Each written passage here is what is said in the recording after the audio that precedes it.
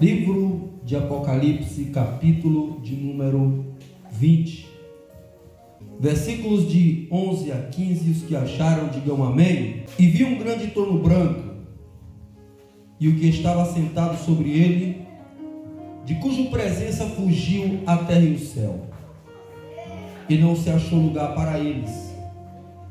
E vi os mortos, pequenos e grandes, que estavam diante do trono de Deus. Abriram-se os livros, e abriu-se outro livro, que é o livro da vida. E os mortos foram julgados pelas coisas que estavam escritas nos livros, segundo as suas obras. E deu o mar os mortos que nele havia. E a morte e o inferno deram os mortos que neles havia. E foram julgados cada um segundo as suas obras. E a morte e o inferno foram lançados no lago de fogo. Esta é a segunda morte. E aquele que não foi achado escrito no livro da vida foi lançado no lago de fogo. Amém? Meus amados irmãos, aqui estamos diante de um texto muito interessante, de um evento que está acima do querer e do crer das pessoas, pelo simples e já conhecido fato de que, quer as pessoas creiam no juízo final, ou quer não creiam, quer os homens queiram que aconteçam, ou quer não queiram, o juízo final vai acontecer. E é justamente esse evento que está relatado no livro do Apocalipse. Apocalipse é um livro tão interessante que os eventos constados nesse livro, muitos já têm acontecido em nossos dias, outros aconteceram no passado e alguns hão de acontecer no futuro. E dentre os acontecimentos que haverão de ocorrer no futuro, estamos diante de um deles, o juízo final. Queridos irmãos, o juízo final é um evento muito específico, no qual Deus haverá de julgar todos os homens. Haverá um dia, segundo as Sagradas Escrituras, eu não chamaria de um dia, eu chamaria de um momento na história, em que Deus haverá de reunir todos os homens.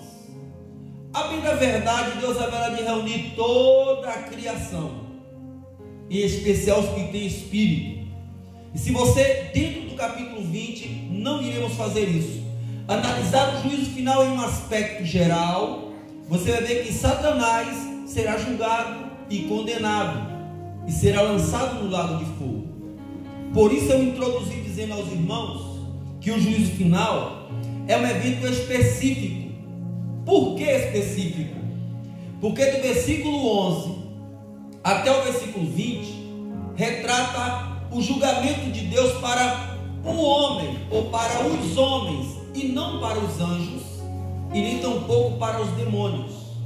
É muito específico o texto que lemos, pois refere-se ao juízo de Deus para os homens. Recebe o nome de juízo final porque trata-se do último julgamento da história. Daí juízo final, porque termina qualquer outra forma de juízo. Não existirá nenhum outro juízo depois dele, como também nunca existiu nenhum outro juiz como ele. Nenhum outro juízo como esse houve, e nenhum outro juízo como esse haverá. Por isso o nome juízo final. É bom ressaltar também que esse texto bíblico, ele começa no versículo 11, chamando-nos a atenção para um detalhe importante dentro do aspecto do trono, que está aí na sua Bíblia. O versículo 11 vai dizer que havia um grande trono branco, e o que estava sentado sobre ele, de cuja presença fugiram a terra e o céu, e não se achou lugar para ele. É caracterizado nesse versículo versículo aspectos desse trono, que ele é grande, ele é branco e ele está ocupado. Quando o texto fala em trono branco, o texto fala, versículo de número 11, viu um grande trono branco. Branco representa aqui tanto o resplendor da glória de Deus, quanto a justiça e a santidade de Deus. Branco fala de pureza, branco fala de justiça. Mas o texto continua dizendo que esse trono, além de ser branco, ele é grande também. A grandeza fala da sua extensão, do seu poderio, que era um grande trono branco. Mas aí o versículo 11, em sua continuação, diz que ele estava ocupado o trono, estava assentado sobre ele, ou que estava assentado sobre ele, de cuja presença fugiram a terra e o céu, e não se achou lugar para ele. Ou seja, o que estava sentado no trono tinha um refulgor, uma glória e resplendor indescritível. Não se poderia encontrar descrição para tal, nem no céu e nem na terra. Quem estava assentado sobre o trono está logo no versículo 12 da sua Bíblia. O texto vai dizer assim: e vi mortos grandes e pequenos que estavam diante de Deus. Era ele que estava no trono. Deus estava sentado naquele trono. Ora, diga-se de passagem, o profeta Isaías, dentro de uma visão, também viu esse trono. No capítulo de número 6 do livro que leva o nome daquele profeta, está escrito: e viu o Senhor assentado em um alto e sublime trono. Deus está no trono. E é interessante ressaltarmos que ele estabelecerá este juízo a partir desse trono. E esse aspecto de juízo tem algo de muito interessante a ser ressaltado aqui, que o juízo de Deus é um juízo que, ou seja, o juízo de Deus é um juízo que acontecerá, desculpem, de modo simultâneo, de modo justo e de modo terrível. Simultâneo por quê? Porque o Deus da Bíblia, ele é onisciente, onipresente, onipotente e sempiterno. O que significa isso, pastor? Dentro do que estamos analisando aqui, o juízo final, significa o seguinte: que Deus não vai chamar de um por um na frente do trono. Ele não vai fazer isso. O que vai acontecer? Deus é onipresente, está em todos os lugares ao mesmo tempo. Ele é onisciente, sabe de tudo, sobre tudo e sobre todos. É onipotente, ele tem poder para todas as coisas. E sempiternidade fala de sua eternidade, que é infinita. Se a eternidade é algo que tem começo, mas não tem fim, a sempiternidade é aquilo que nem tem começo e nem tem fim. Deus é sempiterno. Então, o juízo final tem essa característica de ser um juízo simultâneo, de ser um juízo justo e terrível. Justo, porque o Deus que está no trono, ele não se equivoca no seu juízo. Ele vai julgar com justiça. Ele não vai errar, não vai aumentar e nem diminuir o juízo dele. O texto diz no verso de número 12 que serão abertos livros onde estão as obras dos homens. Verso 12 da sua Bíblia. E vai dizer que os homens foram julgados segundo as obras que estavam escritas nos livros. Mas ainda em continuação, além de ser simultâneo e justo, esse juízo também é um juízo terrível. Irmão, nunca se viu um juízo tão terrível como esse. Fala-se de juízos promovidos pelos homens aqui na terra, como, por exemplo, cadeira elétrica, fuzilamento, morte, a pessoa recebe injeção letal. Fala-se de mortes em fornalha, lembra-se de Nabucodonosor? Fala-se de mortes em fornalhas, mortes por boca de leão, mortes por tochas acesas, incendiavam as pessoas como uma forma de estabelecer juízo. Fala-se de mortes em pessoas que eram imergidas em tachos de azeite efervescente. Fala-se de muitas mortes horrendas, mas nenhuma delas se compara a essa daqui. Essa é a pior de todas as mortes, ela é terrível. A Bíblia chega a dizer, no capítulo 10 de Hebreus, que horrenda coisa é cair nas mãos do Deus vivo.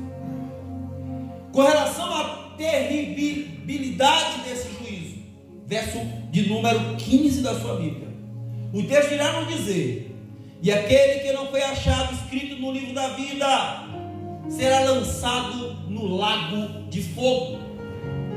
De modo ilustrativo, que é o lago de fogo, ilustrativamente falando. Eu estava consultando aqui no grego original, a palavra realmente é lago. Eu pensava que era mar, mas não é lago. É porque justamente a cultura de João Pescador, que escreveu esse livro, João era pescador, ele costumava pescar em lagos. Lagos não é como o lago que a gente imagina, de um lado que dá para ver de uma margem a outra. São lagos que você não consegue ver de um lado para o outro. Eu usaria aqui no Brasil a imagem da Lagoa dos Patos, que estive lá em 97, em Porto Alegre. E a Lagoa dos Patos é tão grande, irmãos, que você não consegue avistar o outro lado. É um lago gigantesco. Agora imagine, ao invés de água, fogo. Foi isso que ele viu. Para você que é aqui de Salvador, usar a sua imaginação é simples também. Imagine você olhando para aquele oceano. Só que em vez de água, fogo. Foi o que ele viu. Um lago de fogo. E quando alguém cai nesse lago de fogo, como vocês sabem, ali é a morte eterna. Ao contrário do que alguém pode pensar, quem é lançado ali não morre.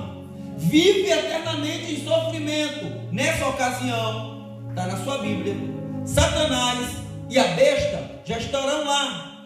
Olhe para o versículo 10 do capítulo 20. Já vai estar lá. É certo que nós que estaremos ali, porque eu vou estar e você também, eu vou explicar já já como, nós estaremos ouvindo os urros dos demônios e de Satanás, naquelas chamas eternas que Deus promoveu para punir os seus inimigos.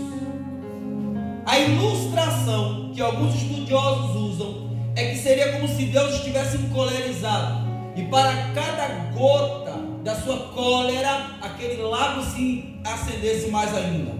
Cada raiva que Satanás faz a Deus, cada raiva que os demônios fazem a Deus, cada raiva que os seres humanos não arrependidos fazem a Deus, faz com que aquelas chamas se enferveçam cada vez mais. É lógico que a palavra que chama é uma linguagem ilustrativa, não é fogo como a gente conhece. Lógico que não. É que João queria trazer um paralelo para que pudéssemos ter a compreensão. Então ele viu alguma coisa lá que queimava e destruía, mas não matava os seres espirituais que viviam eternamente ali. Então ele usou o termo fogo para ilustrar a situação. Mas é algo, repito, terrível. Juízo. Esse juízo de Deus é simultâneo, é justo e também é eterno e terrível. Mas a Bíblia diz que Deus vai reunir todos diante do trono de Deus. Quem vai estar ali, pastor? Note no versículo de número 12 da sua Bíblia, diz assim: e vi os mortos, pequenos e grandes, que estavam diante de Deus. Ou seja, aqui é dividido por classe. Alguns dizem que são grandes. Grandes o quê? Artistas, cantores, empresários, líderes religiosos. Importa, grande, famoso, rico, multimilionário, grande, vão estar diante do trono naquele dia. Imagine na sua mente homens que marcaram a história, grandes súditos, grandes déspotas, grandes governadores, imperadores, grandes multibilionários, grandes artistas, grandes homens que marcaram a história, vão estar diante do trono naquele dia.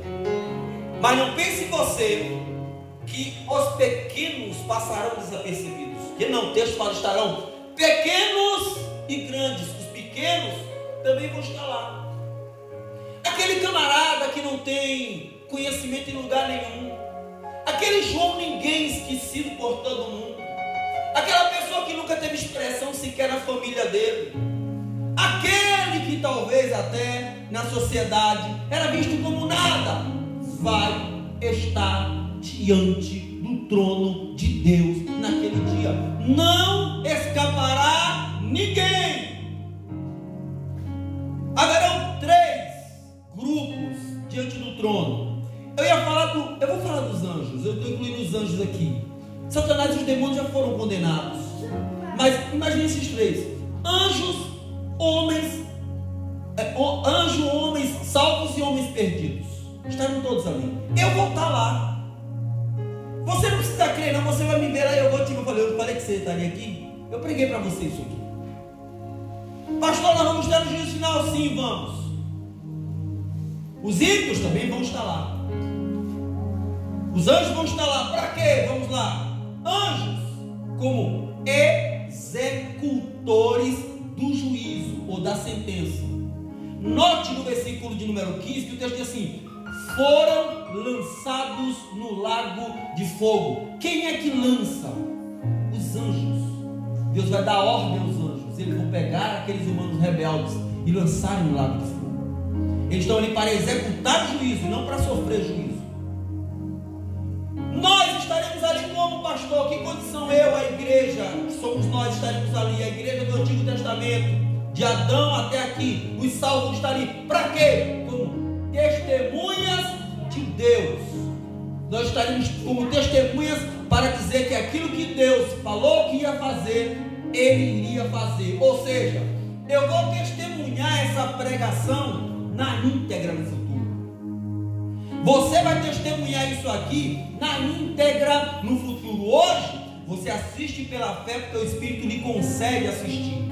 Mas um dia você estará literalmente lá, como igreja, testemunhando. Naquele dia, Davi, que compunha salmos, vai olhar e vai ver que aqueles salmos, como por exemplo o salmo de número 9, versículo de número 17, quando ele diz assim: os ímpios e os que se esquecem de Deus serão lançados no inferno. Então ele vai olhar para os ímpios e vai dizer assim: está vendo o que eu falei?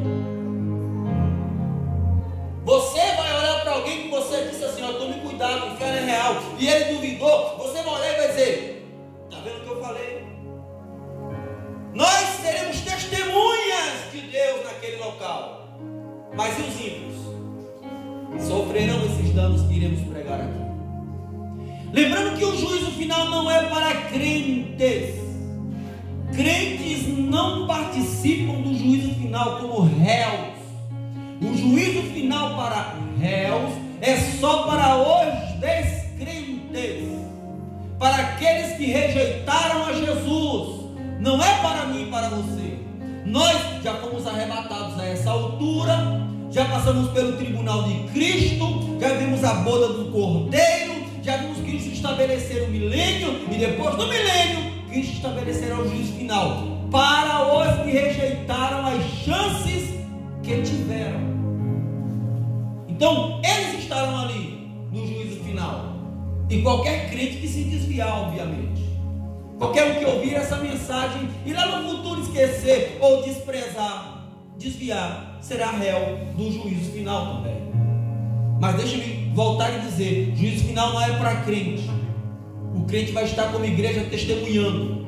A igreja do Antigo e Novo Testamento testemunhando. Anjos executando sentença e ímpios sendo condenados.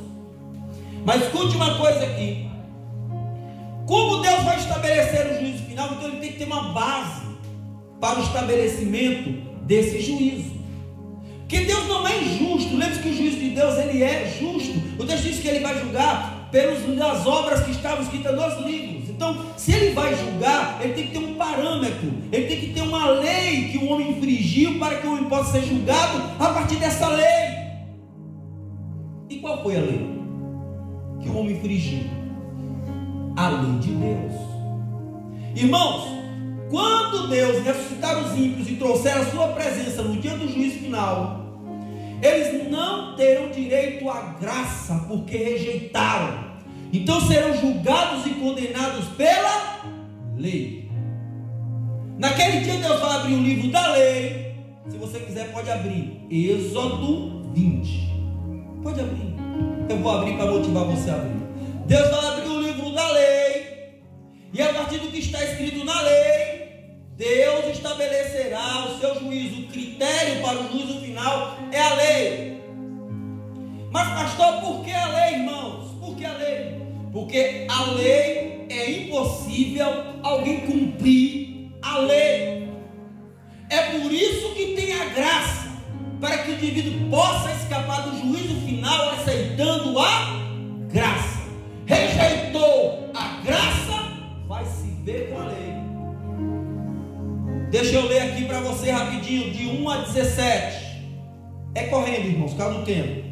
Então falou todas estas coisas, dizendo: eu sou o Senhor teu Deus, que te tirei da terra do Egito, da casa da servidão. Não terás outro Deus diante de mim. Não farás para ti imagem de escultura, nem semelhança alguma do que é em cima dos céus, nem embaixo na terra, nem nas águas debaixo da terra. Não te encurvarás a ela, nem as servirás, porque eu sou o Senhor teu Deus, Deus zeloso, que visita a iniquidade dos pais nos filhos até a terceira e quarta geração daqueles que me odeiam, e faço misericórdia a milhares dos que me amam e aos que guardam os meus mandamentos. Não tomarás o nome do Senhor teu Deus em vão, porque o Senhor teu Deus não terá por inocente o que tomar o seu nome em vão. Lembra-te do dia do sábado para o santificar. 6 dias trabalharás e farás a tua obra, mas ao 7º dia é o sábado do Senhor teu Deus. Não farás nenhuma obra, nem tu, nem teu filho, nem a tua filha, nem o teu servo, nem a tua serva, nem o teu animal, nem o teu estrangeiro que está dentro das tuas portas, porque em 6 dias fez o Senhor o céu e a terra, a terra, o mar e tudo que nele há, e ao 7º dia descansou. Portanto, abençoou o Senhor o dia do sábado e o santificou. Honra o teu pai e a tua mãe, para que te prolongues os teus dias na terra, para que na terra que o Senhor teu Deus te dá. Não matarás, não adulterarás, não furtarás, não dirás falso testemunho contra o teu próximo, não cobiçarás a casa do teu próximo, não cobiçarás a mulher do teu próximo, nem o seu servo, nem a sua serva, nem o seu boi, nem o seu jumento, nem coisa alguma do teu próximo. Essa é a lei que vai condenar os ímpios no dia do juízo final. Esse é o critério a partir do qual Deus tomará para condenar os ímpios, porque eles não podem cumprir isso aqui. Eu não posso, ninguém pode. Mas se nós formos para a graça, Cristo cumpriu por nós, nós somos justificados em Cristo. Mas escute uma coisa interessante aqui: a síntese da lei, os 10 mandamentos, porque eu li e não enumerei, agora eu vou enumerar. A síntese da lei, que é os 10 mandamentos, são os seguintes. A primeira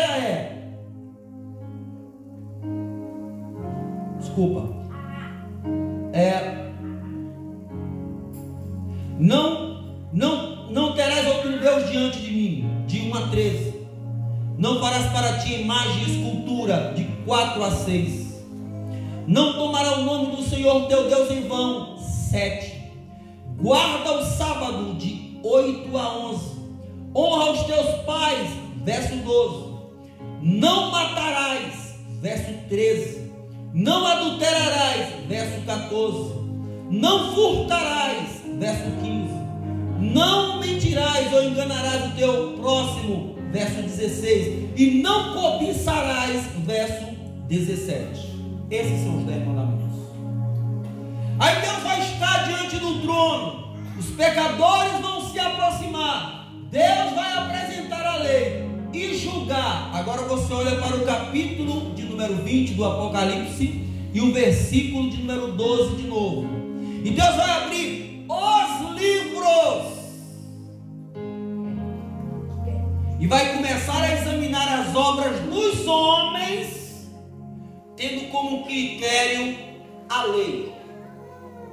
Só que para Deus, quantos livros serão, pastor? Eu não sei. Nenhum teólogo sabe. O que apresentamos são inspirações do Espírito Santo para a orientação do povo de Deus. E segundo alguns teólogos e estudiosos estudiosos, aos quais consultei, dentre os quais concordo piamente, e por isso compartilho com os irmãos, como o juízo de Deus é justo, pastor Raimundo, então Ele nos julgará a partir daquilo que Ele nos deu, e não a partir daquilo que Ele não nos deu. Então, quando olhamos para a estrutura do homem e aspectos inefáveis do homem, entendemos que estas áreas representam estes livros e respectivas obras que produzimos nestas áreas. E como se define isso? Presta atenção. Quando Deus criou o homem, Deus criou um ser espiritual, com alma, com corpo, um ser social e material.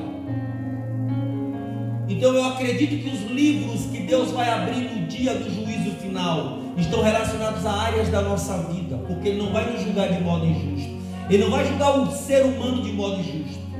Então é certo que Ele vai abrir livros relacionados a obras do espírito do homem, livros relacionados a obras da alma do homem, livros relacionados a obras do corpo do homem, livros relacionados à obra da vida social do homem, e livros relacionados a obras do relacionamento do homem com as coisas materiais aqui na terra. Agora permita-me trazer esses aspectos e terminar essa mensagem. Todos estarão diante do trono de Deus.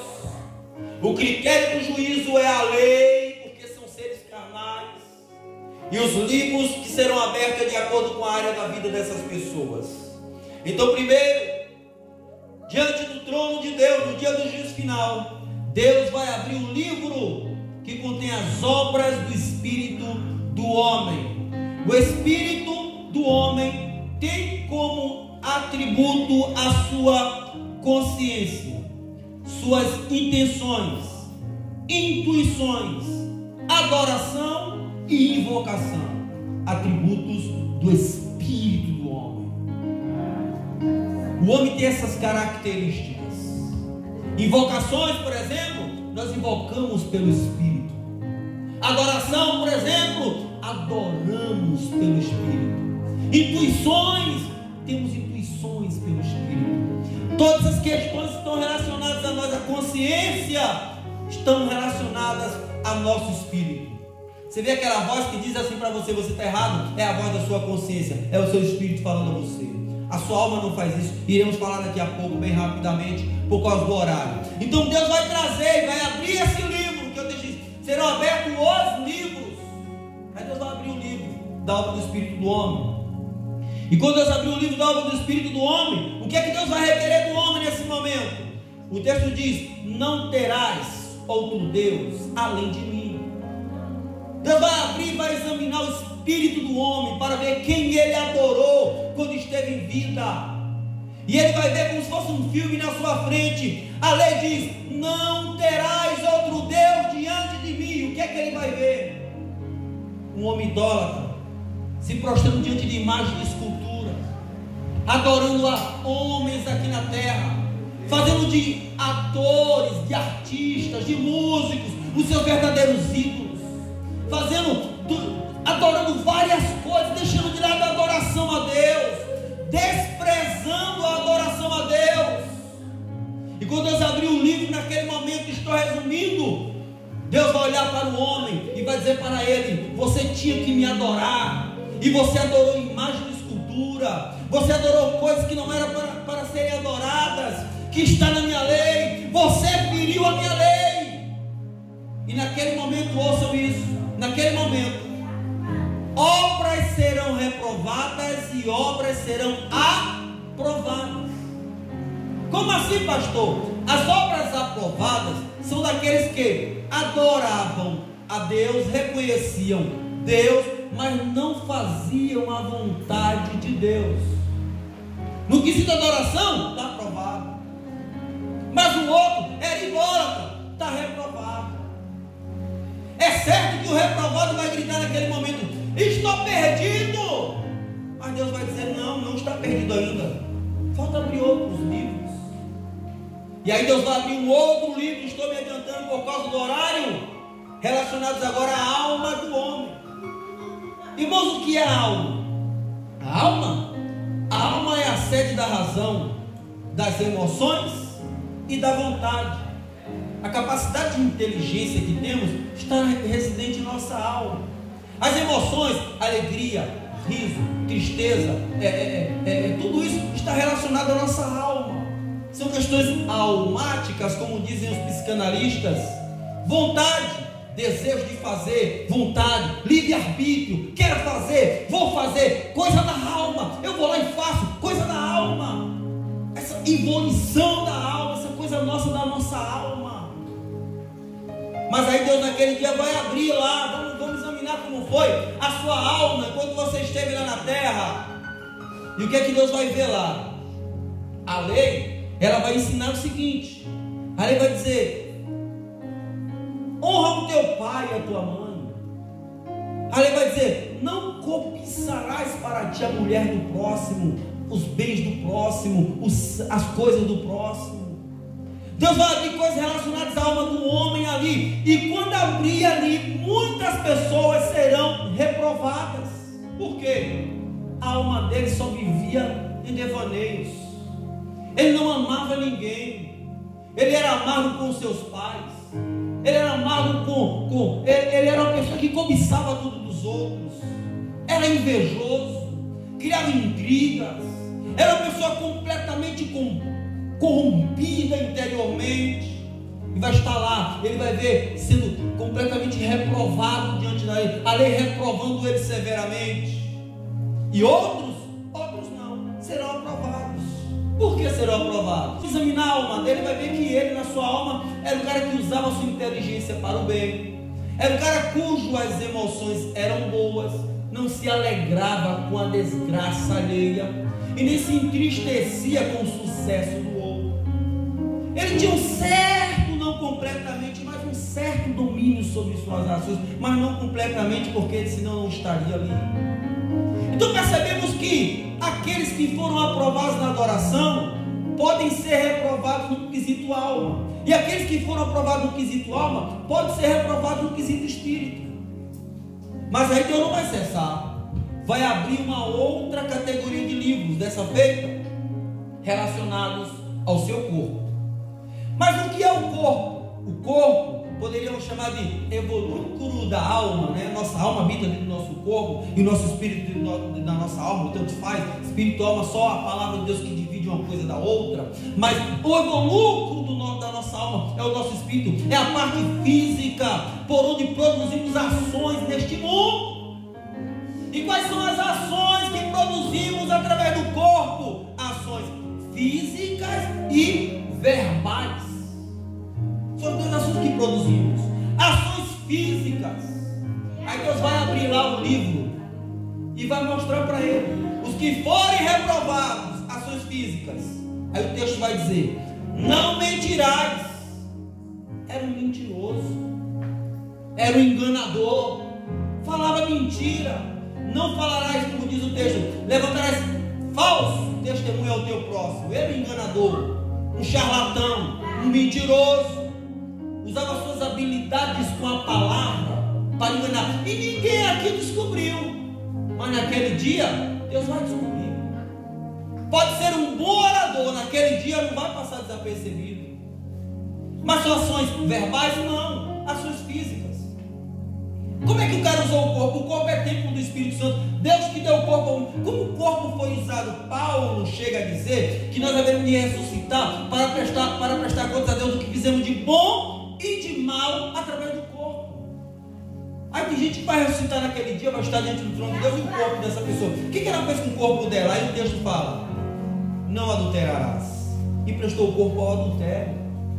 Não matarás. E prestava o corpo como instrumento de matar o outro. Não furtarás. E prestava o corpo como instrumento para furtar coisas das pessoas. Não farás para ti imagem, nem semelhança, não farás para ti imagem de escultura. Ele emprestava o corpo dele, as suas habilidades físicas para fazer, me permita dizer, aquelas imagens lá do Dique do Tororó. Você acha que aquele artista vai passar desapercebido?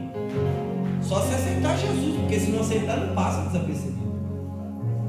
Tudo que fez, tudo que eu fiz, tudo que fizemos, as pessoas que estão assistindo essa mensagem, tudo que você fez pelo seu corpo não passará desapercebido. Deus vai abrir o livro e vai examinar o que você fez com o seu corpo. Irmãos, muitos serão reprovados, mas outros não. Serão reprovados. Não roubava, não falava, não usava seu corpo como instrumento para matar ninguém. Muitos não serão reprovados, foram sempre esposas de um homem só, maridos de uma mulher só. O corpo está intacto. Talvez ele tenha sido reprovado nas duas primeiras. Ele foi idólatra e a sua alma era corrompida. Mas aqui não, aqui ele achou uma vantagem. Aqui ele ficou de boa. Então muitos serão aprovados e outros serão reprovados. Mas, meus amados irmãos, em quarto e penúltimo lugar, Deus vai abrir também um livro, que é o livro das obras sociais do indivíduo, ou da vida social do indivíduo. Abre aí. E quando abrir está lá a vida social. Por quê? Quando Deus criou Adão, Deus criou um ser espiritual, um ser que possui alma, um ser que possuía corpo e finalmente um ser social, porque se relacionava com as pessoas. O ser humano é um ser social, criado para se relacionar com outros. Isso é sociedade. Deus olhou para Adão e disse o quê? Não é bom que o homem esteja só, vida social. Ele mais alguém. Aí de Eva veio filhos, veio as nações. E hoje vivemos em sociedade. Então Deus criou o homem para que ele pudesse conviver no meio social. Isto é, com seus pais, com seu cônjuge, com seus filhos, com seus amigos, com aquilo que a Bíblia chama de o seu próximo. Aí Deus vai olhar a vida social desse indivíduo. Como era que ele vivia? Aí voltamos ao que já citamos, mas que está na lei. Vivia mentindo para o próximo? Vivia enganando o próximo? Não. Era adúltero? Não. Roubava, furtava. Ele fez um furto e aqui no mundo ninguém conseguiu prender ele, ninguém conseguiu tragar ele. Estava acima do bem e do mal aqui no mundo. Não vai passar desapercebido no juízo final. Alguém matou e ocultou o cadáver. Ninguém viu o cadáver, ninguém sabe que foi ele que matou. Mas no dia do juízo final, Deus vai chamar essa pessoa morta. Não respeitava o pai, não respeitava a mãe, era um filho insolente, conforme diz o verso de número 12. Está achando que vai passar desapercebido? Naquele dia muitos serão reprovados. Alguns vão dizer assim: eu não era idólatra, a minha alma era boa, o meu corpo estava intacto, mas quando chegar no relacionamento com as pessoas não vai para lugar nenhum. O apóstolo Paulo, quando escreve para a ceia, falando sobre a ceia, no capítulo de número 11, lá do livro de 1 Coríntios, você lê direto, a partir do verso 19, Paulo diz assim, que está escrevendo para aqueles irmãos, para que eles não se reúnam para o pior. Às vezes aqui aplicando diretamente para nós, às vezes tem crente, pessoas em Jesus, que vem para a ceia, olha, ele é um adorador, ele é um indivíduo que sua alma é até boa, ele tem um corpo intacto, mas infelizmente no relacionamento não se dá com ninguém, e ainda olha para o outro e diz assim: eu só dependo de Deus. João, para nos advertir, diz que aquele que não ama o seu irmão que vê, não pode amar a Deus que não vê. Tem gente que é hipócrita, maltrata o seu próximo e diz que ama a Deus. A maior prova de amor que podemos dar com relação a Deus é cuidando da imagem e semelhança de Deus, que é o nosso próximo. Mas quem é o meu próximo, pastor? São todos aqueles que estão ao seu redor. Lembra da parábola do bom samaritano? Todo mundo que cruza o seu caminho é o seu próximo, seja conhecido ou desconhecido. Sua mulher, seus filhos, seus pais, seu vizinho, qualquer pessoa. Cruzou o seu caminho, é o seu próximo. Como nós nos relacionamos com isso? Então naquele dia, muitos serão reprovados aqui, mas outros não. Serão aprovados. Era bacana. Vivia de bem com a mulher dele, ou com as mulheres dele, porque se está aqui, porque não era bom. As mulheres dele, ou com os maridos ou amantes dela. Vivia de bem, era um cara de bem. Mas só que perdeu lá atrás. Não adorava a Deus. A alma dele era podre. E o seu corpo pecaminoso. Mas aqui ele foi aprovado. Foi reprovado lá e aprovado aqui. E alguém vai dizer: Senhor, e agora? Calma. Vamos abrir mais um livro relacionado à área da sua vida. Eu estou julgando a sua vida aqui. Calma. Aí vai lá e abre mais um. Deus é onisciente, vai julgar individualmente cada um. Abre mais um. E aí finalmente Deus vai abrir o livro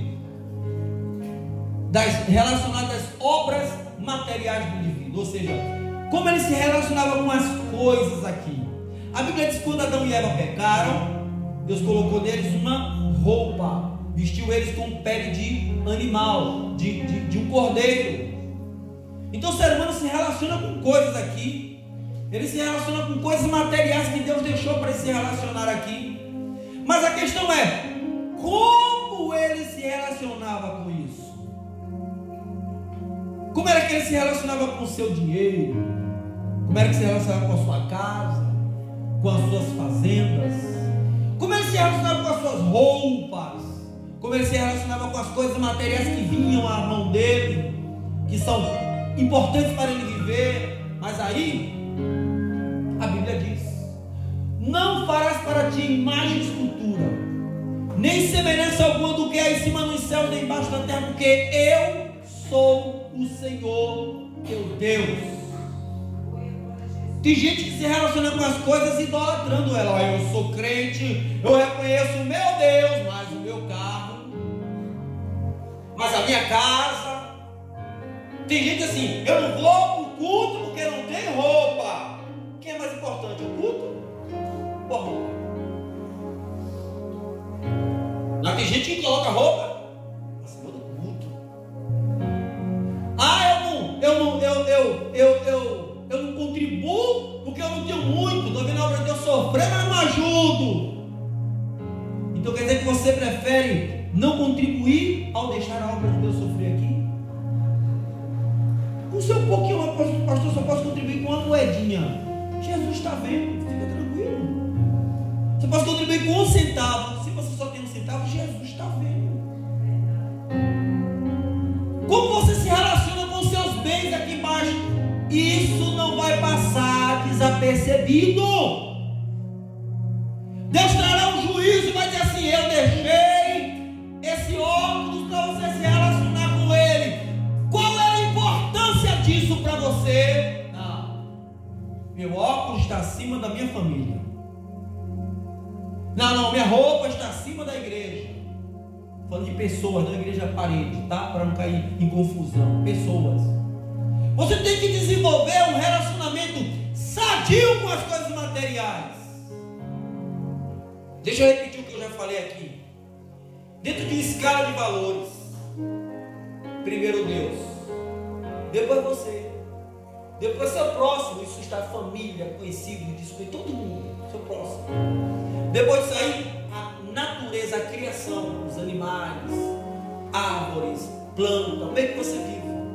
Por último, coisas materiais. Coisa material está no final da fila. O problema é quando alguém pega a coisa do final da fila e coloca em primeiro lugar, erra. Em segundo lugar, erra. Em terceiro lugar, erra de novo. Quarto lugar, tornou a errar, porque o lugar dele é no final da fila. Sabe onde é o lugar do dinheiro na sua vida? No final da fila. Sabe onde é o lugar das suas roupas bonitas, do seu carro importado? No final da fila. Mas tem gente que quer trazer para frente, e ao trazer para frente, maltrata pessoas, se esquece de Deus, maltrata a natureza. E você acha que vai passar desapercebido no dia do juízo? Não vai. Estou terminando. Alexandre Magno, que que viveu por volta de 300 anos antes de Cristo, que incendiou o Oriente Médio, inclusive o helenismo, que influenciou nas Sagradas Escrituras a ponto de o Novo Testamento ser escrito em grego, que foi discípulo de Aristóteles.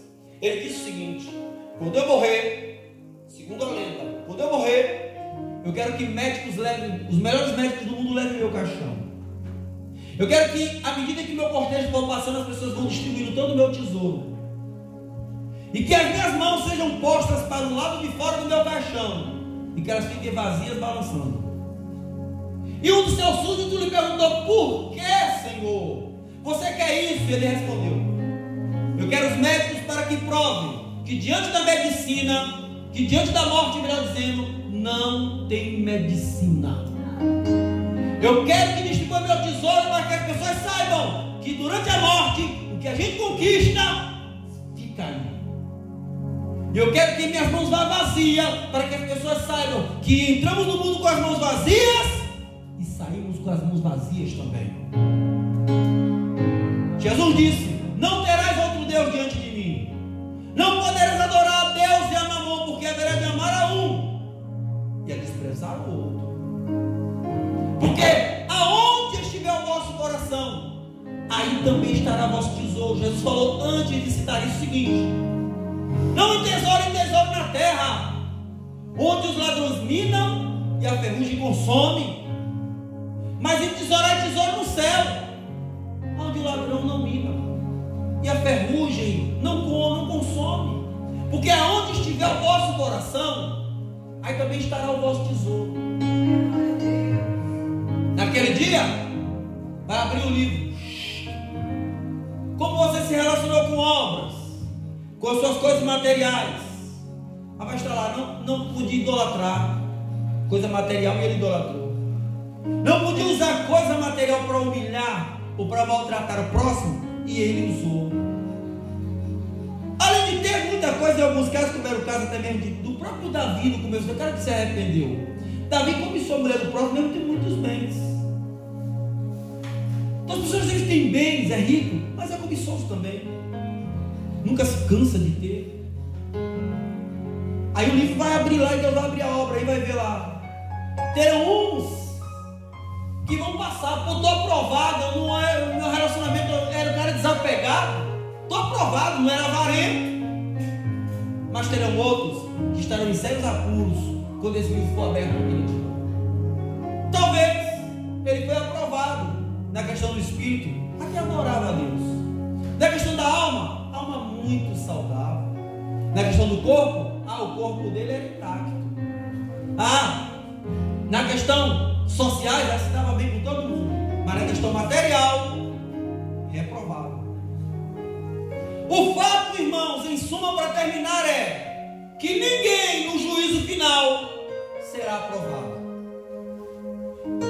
Será reprovado em algum ponto, porque na lei ninguém consegue, só Jesus conseguiu. Em algum ponto ele vai cair. E naquele momento, o livro, estou terminando, os livros que serão abertos serão indicativos para o livro da vida. Verso de número 12 da sua Bíblia e verso número 15. Verso 12: e vi os mortos que estavam diante de Deus, e abriram-se os livros, e abriu-se outro livro, que é o livro da vida. Percebeu? Abriu-se, vou repetir aqui, abriu-se os livros, e abriu-se outro livro, singular, que é o livro da vida. As obras que estavam nos livros eram indicativos se o camarada teria ou não o nome no livro da vida. Se ele fosse reprovado pela lei, com base nos livros, o nome dele não estaria no livro da vida. Aí Deus vai olhar e vai dizer: abre o livro da vida agora. O camarada passou em um, perdeu em outro, passou em um, perdeu em outro. Agora abre o livro da vida, verso 15. O livro da vida está aberto. Procura aí o nome, eu não vou citar nomes aqui para não criar superstição, mas procura o nome de fulano e tal aí. Começa com que letra, Jeová? Não estou achando aqui não. Procura o nome de fulana e tal aí. Mas o que letra, Jeová? Não estou achando aqui não. Aí o texto diz: e aquele que não foi achado escrito no livro da vida será lançado no lago de fogo. Do lado direito, Jesus vai olhar e vai estar a igreja. Isso aqui já está em Mateus. Vinde bendito do meu Pai, possuís o céu como herança. Do lado esquerdo, Jesus vai dizer: apartai-vos de mim, malditos. E quando Deus disser: apartai-vos de mim, uma multidão vai gritar: Senhor, em teu nome falamos em outras línguas, fizemos maravilhas. Jesus vai dizer abertamente: eu não vos conheço. Apartai-vos de mim, vós que praticais a iniquidade. Apartai-vos de mim, malditos, para o fogo eterno, preparado para Satanás e os seus anjos. Naquele momento, uma saraivada de anjos começará a fazer o dever de casa, e muitas almas cairão no lago de fogo, e dali nunca mais sairão. Haverão muitos que ouvem mensagens como essa, mas não se convertem. É um forte candidato a estar ali naquele grande dia. Eu vou estar lá como testemunha. Eu espero que você também esteja. Quantos querem estar como testemunha naquele dia? Levante a mão. Olha! Mas muitos estarão como réus. Termino com a ilustração e passo ao pastor. Conta-se que uma certa feita, um fazendeiro muito rico, ele tinha um advogado muito bom. Isso é baseado em fatos reais, pela pessoa que contou. E esse advogado ganhava tudo que era pleito, mesmo que o patrão dele não tinha razão, ele ganhava. Esse advogado se mudou daquela cidade, foi para a capital daquele estado, chegou ali, fez curso e passou para juiz federal. Até que um dia, aquele fazendeiro, ex-patrão dele, pegou uma causa muito difícil e a causa subiu para a instância em que aquele ex-advogado agora era o juiz. E quando a causa chegou lá, o fazendeiro procurou saber e viu: olha, aqui está lá na instância o meu ex-advogado fulano de tal. Ganhei a causa. Finalmente, a causa subiu e foi julgada. E após analisar cuidadosamente o processo de modo justo, o juiz deu causa ganha para o adversário do seu patrão. Seu patrão, muito irado, ligou para ele e disse: vem cá, fulano, você não sabia que a causa era minha? Claro que eu sabia. E por que você não deu causa ganha para mim? E ele disse assim: porque a lei estava do lado do outro. Ele falou assim: mas você é meu amigo, que já foi meu advogado, causas pior do que essa, eu todo errado, você me deu, e essa você não me deu, por quê? E ele respondeu: porque quando eu era seu advogado, a minha função era te defender. Hoje, como juiz, minha função é te julgar. Jesus hoje é advogado. Ele está para defender todo pecador, safado, salafraio, que caso queira mudar de vida, diante do trono ele defende. Mas haverá um dia que ele vai vir como juiz, e naquele dia ele vai vir para julgar com justiça. Fica de pé. Faço votos em Deus que essa singela palavra encontre guarida no seu coração, porque o que aqui dissemos, não tenho dúvida que aproxima-se 100% de tudo que vai acontecer naquele dia, salvo detalhes, obviamente.